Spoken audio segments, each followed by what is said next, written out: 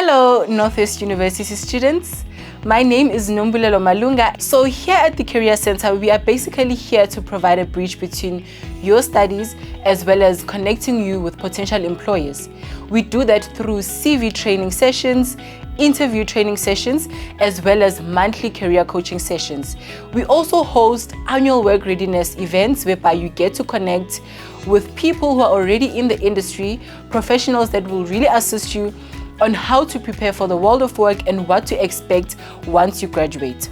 We also have annual career fairs whereby you get to connect with potential employers, and they will even share opportunities that they have available and that are up in store for you.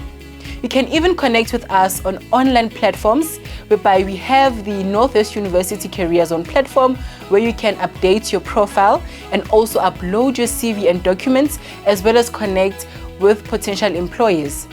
We also have our NWU Career Center Facebook page whereby we also update information on what's happening across all 3 campuses, as well as available opportunities that you can look at applying for. We can even assist you to prepare with our short learning work readiness program that has 11 short courses such as ethical leadership, and just to mention a few, how to really prepare for the world of work.